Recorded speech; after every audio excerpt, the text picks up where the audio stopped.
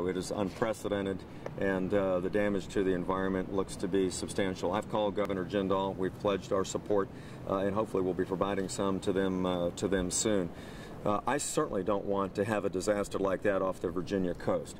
What I have said today, though, is that rather than canceling the sale outright, I understand the need for investigation, for significant improvements in regulation and technology, but we had a process already in place that was going to require a 2-year environmental impact statement to be done in 2012, and then at that time the final decision would be made about letting Virginia go forward with the lease.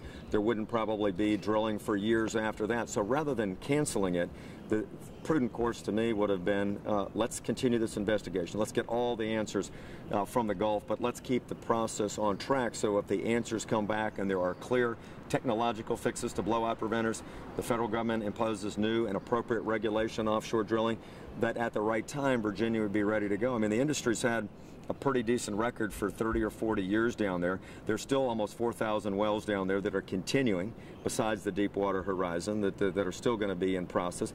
And I guess here's the thing. Americans have a spirit of innovation and progress. We're problem solvers. When we have disasters, we don't quit. What we do is we innovate, we fix problems, and then we move forward. It's what we did with the space program when we've had disasters, with nuclear, with biotech disasters. We slow down, we figure out the problems, we regulate a little bit different, but then we move forward. And I think this decision today seems to be just a complete stoppage of the program. And naturally, Virginia being the first state, I certainly would welcome all the jobs and the capital investment and the tax revenues that come with it. So I just think it's going to delay it further. I believe deeply with the great minds we've got in Virginia and around the country in this industry that generates about 9 million jobs in America a year, that we should have taken maybe a little bit more measured course, slow it down, investigate, but don't completely stop it, which is what I read the President's action today to do. And how does that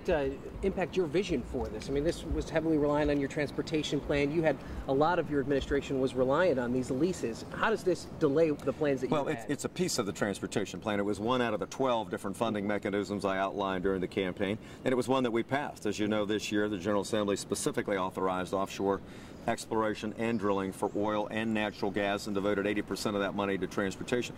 We knew that we weren't going to get money for 2 years. At the lease sale, we'd get revenues, and then at the point of drilling, we'd get revenues, which might be years down the road. So yeah, it's clearly a setback, but obviously I don't want to have the first drop drilled off the Virginia coast until we're sure that every problem that came up in the Gulf can be arrested. And so I understand the prudence of slowing down and investigating.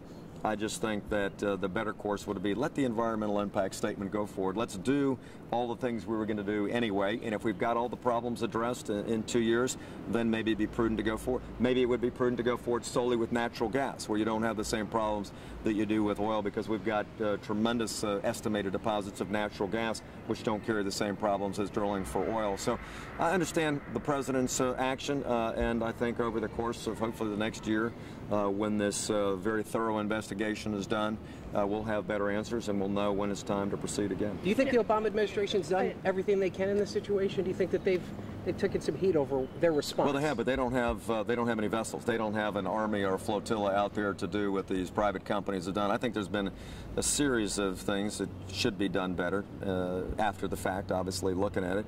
One, there wasn't a good backup plan that any of the oil companies apparently had if the blowout preventers don't work. I mean, these are multiple-story, multi-million-dollar valves that get tested regularly, but obviously at 5,000 feet of water, it failed. They didn't have a good plan B. I think that's obvious. Secondly, the federal government apparently didn't require some very specific oil spill mitigation plans to be in place, because it was deep water, 50 miles offshore, and so I think the requirements weren't stringent enough. So there are both technological and regulatory changes that have got to be made and improved before we drill off the Atlantic coast. I'm just saying, let's do it the way we've done it when we've had other setbacks in American industry.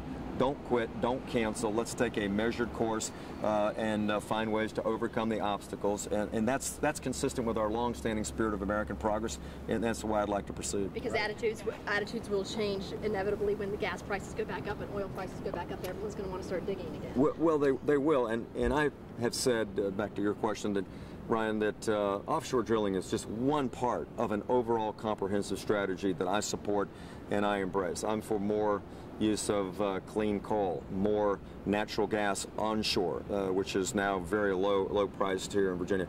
We've put a moratorium on nuclear plants for almost 25 years now. We need to have more nuclear. We only have 23%. France has 75%. We do need to expand alternatives. I'm a strong supporter of offshore wind. I've joined President Obama's Gulf Atlantic Coast States Coalition. We need more waste to energy, solar, biomass. All these are part of the solution. But when we rely in an increasing amount for energy on foreign sources that are bad for American independence, bad for our national security, don't take an option completely off the table, which appears to be what's happened today. We have very bright people in this country. We're going to figure this out, just like we did the O-rings and the space shuttle back in 1986, and we'll be able to make progress. And I think that's the way Americans deal with strategies, and that's the way we should deal it here. In the meantime, we're going to do everything we can to help Governor Jindal and the people in the Gulf Coast states to recover from this.